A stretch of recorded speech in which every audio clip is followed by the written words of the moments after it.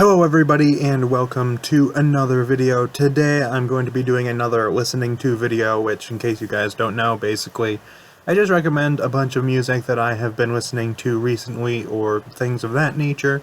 And I have actually got quite a bit to get through today because I'm pretty much going to go over every album that I've heard within the last 2 weeks, which is like 13 maybe albums, maybe a little bit more, maybe a little bit less, I'm not sure exactly, but around 13 or 15. There's going to be a few new releases in here, there's going to be some older releases that I just checked out recently, so it's going to be a pretty decent mix. So these first two that I'm going to be talking about are older than the last 2 weeks. I listened to them pretty early on in January, but they're only 2 albums, and they're 2 albums that I really enjoyed, so I figured why not? Both of them are new releases, actually. First one is Embolus Saga by Brothers of Metal. For those of you who don't know, Brothers of Metal is like a folk metal, power metal sort of band. This is their second album. Their first one came out back, I believe, in 2017. And this was quite a good album. I enjoyed it quite a bit. I don't know if I would say if it was as good as their first one. They're kind of close to me. I'm not sure which one I would really consider being better. But there are some really good songs on it that I enjoyed, like Power Snake and Hell, for example. And I also liked the title track. This one, I don't know if I will really go back to it as much as I did their debut album, because when that first came out, I went back to it quite often. I did enjoy it. If it seems like something that you're into, I would definitely recommend it. Next up is Metal Division by the band Mystic Prophecy. This is like the band's maybe 7th or 8th album. It's the first one that I've heard from them anyway, and this is currently my album of the year. I've only heard, I think, 5 or 6 albums, but currently this is my favorite one. I've returned to it quite often, and it's just a really good album if you're into kind of traditional metal, or even maybe power metal. This would probably be something that I think you would enjoy. It's got a lot of great songs on it, my favorite being the title track, but I also really enjoy Eye to Eye, Dracula, Here Comes the Winter, and some others. Overall, it's a really good album. I would very highly recommend it. The next album I will be talking about is actually from 2018. It's a band that I've been wanting to check out for a while, and that is Tesseract with their album Sonder. This is kind of a gent sort of band, I guess, which is a genre that I've been wanting to check out more of for a long time, and I've been wanting to check this band out for a long time, but I just never really got around to it. I mean, I checked them out, but I never listened to an album. Overall, I really liked this one as well. I haven't really returned to it much, but I did enjoy it, so if it's sort of the style that you would enjoy, then I would recommend checking it out. Next one is yet another older album from 1995, which is Demanufacture by Fear Factory. Now this is a band that I've been wanting to check out for quite some time as well. This is the first album I've heard from them, and I had heard that it was one of their best, so I checked it out, and I did really enjoy this one. I really enjoyed songs like New Breed, Body Hammer, and HK. Those are probably my 3 favorites. And again, I haven't really returned to it a whole lot, but I did actually really enjoy it, and it was a very good album. Next up is another new release that's, I guess it's sort of a new release, but not really, which is Aurora by Breaking Benjamin. This is their acoustic album, which I guess technically it's not really a new release since it's mostly older Breaking Benjamin songs, although it does include one new song. It was a pretty good album. I will say I was extremely disappointed at first because I was hoping for actual reimaginings of these songs, but instead it's basically just the original song stripped down. Really the only main differences are the inclusion of guest vocals, electric guitars instead being played by acoustic, and the inclusion of some strings and pianos and things like that. Otherwise, as far as I could tell, all the bass stuff was the same, all of the drums were the same, the vocals were the same. Like, they used the exact same drum tracks, the same bass tracks, the same vocal tracks. They didn't really re-record anything for this album aside from, you know, the acoustic guitars, the strings, all that stuff. But it was, for what it is, quite a good acoustic album. My favorite songs probably being Failure featuring Michael Barnes of Red, Far Away, and Red Cold River. I really enjoyed those 3 a lot. Overall, it's not like an incredible album or anything, but I enjoyed it. Next up, yet again, is another bit of an older release from 2014, which I guess isn't really that old, but still. Being Lost Forever, Lost Together by Architects. Now this is a band that I've really been wanting to check out more of. I heard their album Holy Hell back in 2018, and I really loved that album. It was one of my favorites of the year, and then sometime late last year I checked out their album All Our Gods Have Abandoned Us, And then recently I checked out this album, and I would say this one may be my favorite of the three. It's really hard to say. I really like all three of their albums that I've heard. I really enjoyed Broken Cross, Red Hypergiant, which is kind of an interlude, but I really like it. Colony Collapse, which is probably my favorite. The Distant Blue, Youth is Wasted on the Young. There's a lot of great songs on here. If you're a fan of sort of post-hardcore, metalcore sort of thing, then I think you would really enjoy this. Next one we've got is Transylvanian Hunger by Darkthrone, which is another 90s album from 1994. For those of you who don't know, Darkthrone is kind of one of the big pioneers of Norwegian black metal and black metal in general. And I had heard their most recent album that came out last year, but I hadn't listened to anything aside from that. I mean, I'd heard some of their stuff, but I hadn't listened to any albums. And this one I had tried to listen to on a number of occasions, but for some reason it just didn't grab me that much. But I did actually really enjoy it this time around. Of course, being this style of kind of raw black metal that the band in their early years was very well known for, it's not going to be for everyone. But if black metal is something that appeals to you, or if you're just interested in checking out the genre because maybe you don't know that much about it or haven't heard much from it, even though this is a little bit of a tough album to get into probably for some people, it certainly was for me at first, then I would recommend checking it out. Next one is The Discovery by Born of Osiris, which was released in 2011. Once again, Born of Osiris is one of those bands that I've been wanting to check out more of. I had heard most of their discography, but there were a couple albums left that I had not heard, The Discovery being one of them. And it's commonly considered one of, if not their best album, so I'm surprised I hadn't actually heard it before. But I really enjoyed it. It has become probably my favorite album of theirs, actually. My favorite songs probably being Recreate and Follow the Signs. It's a really good album if you're a fan of like progressive deathcore or gent or that kind of thing. That's kind of what this album has going for it. It is a little bit different in style to Born of Osiris's newer stuff, but not so much that I think a fan won't enjoy this album. So if you haven't heard it before, definitely give it a listen. Next up, we've got At the Edge of Time by Blind Guardian. This is a band that I've been getting into steadily over the last few months. I had heard 3 of their 90s albums prior to this. I believe they were 90s albums at least, being Imaginations from the Other Side, Somewhere Far Beyond, and Nightfall and Middle Earth, which is probably my favorite of the 3. It's kind of tough to say. But I did really enjoy this one as well. It's one of their newer albums from 2010. Since I had heard some of their kind of classic releases that everybody in the power metal community kind of knows, I thought I would check out one of their newer ones.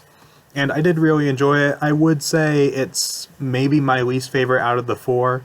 I would say either that or maybe Imaginations from the Other Side.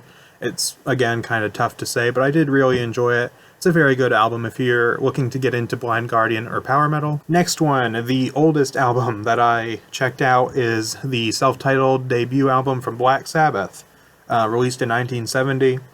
And Black Sabbath, again, is one of those bands that I've been kind of getting into a little bit over the last maybe year or so. I had only heard 2 of their albums at this point, being Paranoid and Master of Reality. I hadn't heard a new album from them in close to a year, maybe 8 months or so, or 9 months. So I decided to give this a listen, and I think it might be my favorite out of the 3. I really enjoyed it a lot. One thing that I thought was kind of interesting about the other 2 albums was that even though I had heard on many occasions that Black Sabbath was kind of a doom metal sort of band, I never really got that impression from those 2 albums, but this one definitely does give me that sort of impression, and I really enjoyed it a lot. Next one is another newer release from 2014, which is Solace. Not sure if I'm pronouncing that correctly, but it's an album by Wolves in the Throne Room. Wolves in the Throne Room is an atmospheric black metal band that I've been wanting to check out for quite a long time.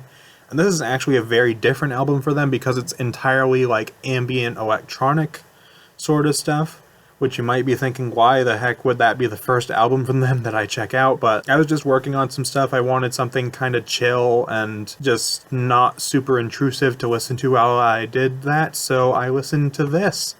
And I did really enjoy it. It's very different from anything else that I really listened to, but I did still really like it. Next up is Four Phantoms by Belle, which again, another band that I've been wanting to look into for a while, since their album Mirror Reaper is one of my all-time favorite albums. I listened to this one kind of for the same reasons as the Wolves in the Throne Room album. Just something that was a little bit calmer, not super intrusive, that I could just listen to while working on something. And I really enjoyed this one as well. I would say I liked it almost as much as Mirror Reaper, but I'm not sure if I liked it quite as much. It's kind of tough to say. They're both very, very good albums, but if you're a fan of like doom metal that's kind of got a little bit more of an atmospheric feel to it and very kind of slow-paced and kind of droney a little bit, I guess, then you would probably like this. Next up, I've got the final album in Born of Osiris' discography that I had not heard, which is A Higher Place, released in 2009. I figured since I only had one album left to go, I might as well listen to it, so I listened to this one, and I really enjoyed it. It ended up actually becoming one of my favorite Born of Osiris albums, and overall, it was really good. Next up is an album by the Devin Townsend Project. Devin Townsend is an artist that has quickly become one of my favorites over the last year. I really love his music. And this is the album Addicted, which was released in 2009. I wanted to listen to one of his albums, but I wasn't really sure which one. I had heard this one was a little bit more of a catchy, sort of industrial sort of feel to it, so I listened to it, and I really enjoyed it. Funnily enough, my favorite song on this album may actually be the song Iha, which is kind of a ballad. So, considering this is sort of supposed to be an energetic, catchy sort of album, and my favorite being a ballad is kind of weird, but I really love that song. I've gone back to it quite consistently ever since I heard it, and it's a very good album. These next three albums I listened to are all new releases that I checked out. The first one being Immortal by Lorna Shore. This is a symphonic deathcore album. This one had quite a bit of hype going into it. I heard the singles, I thought they were pretty good. And a lot of people were very excited about this, and I would say it was a little bit disappointing for me. I felt like it was just kind of samey. It didn't really do anything I hadn't heard before. Like, for example, the newest Shadow of Intent album that came out last year is sort of a similar style, and I vastly preferred that over Immortal. But Immortal is still a pretty good album if you're interested in like symphonic deathcore. It is a bit of a unique style since you don't hear it a whole lot. Oddly enough, it seems like a bunch of bands are kind of jumping on that bandwagon now. But it was a pretty good album. I enjoyed it. The next one that I heard, another new release, is Dawn of Solace's album Waves. This is the band's second album, with their first being released way back in like 2006, so it's been a while since they've released an album. I discovered this album actually through the band Wolfheart, which is a melodic death metal band that I enjoy. And one of the members of that band is also in Dawn of Solace. I guess they had broken up and now they released a new album. It was quite enjoyable. I liked it quite a bit. It's sort of melodic death metal mixed with doom metal, sort of similar to like Wolfheart or maybe even Insomnium a little bit, but mostly with Queen vocals. I can only recall one instance on this album where there were any kind of harsh vocals. So if that sort of style with Queen vocals seems like something you would enjoy, I would definitely recommend this album. I enjoyed it quite a bit. It wasn't like an incredible album or anything, it wasn't mind-blowing. I have often wondered what it would be like to take that sort of style and use Queen vocals pretty much exclusively, and it works pretty well. The next one that I listened to, again another new release, is Healing by Nebula Orionis, which is a one-person project, I think, that's kind of symphonic metal. I think started out being more black metal, but has continuously sort of gone away from that, even though there's still elements of that. It's sort of just more epic symphonic metal sort of thing. And pretty much everything this artist has done, I think, is like, yeah, it's pretty good. That's pretty much all there is to it, but I had heard that this person was releasing a new album, so I checked it out. Most of their stuff is pretty short, only like 30 minutes long, so it wasn't like a super intensive listen or anything like that. But if something like this seems interesting to you, I would recommend it. It was good. These next three albums I all listened to yesterday, actually. The first one being Hemispheres by Rush, released in 1978. Rush is a band that I've been slowly but surely getting into over the last, I don't know, 6 months or so. I believe this is the third album I've heard from them. It's kind of tough to say whether or not this is my favorite. I really enjoyed their album 2112, which is probably my favorite so far. I've also heard Moving Pictures. I would say this one is probably my second favorite, but it's very close to being my number one, but I don't think it's quite there. But it's a really good album if you enjoy progressive rock or that kind of thing. I would definitely recommend you check it out. Next one is another little bit of an older album from 1997, which is City by Strapping Young Lad. For those of you who don't know, Strapping Young Lad is the band that Devin Townsend was in.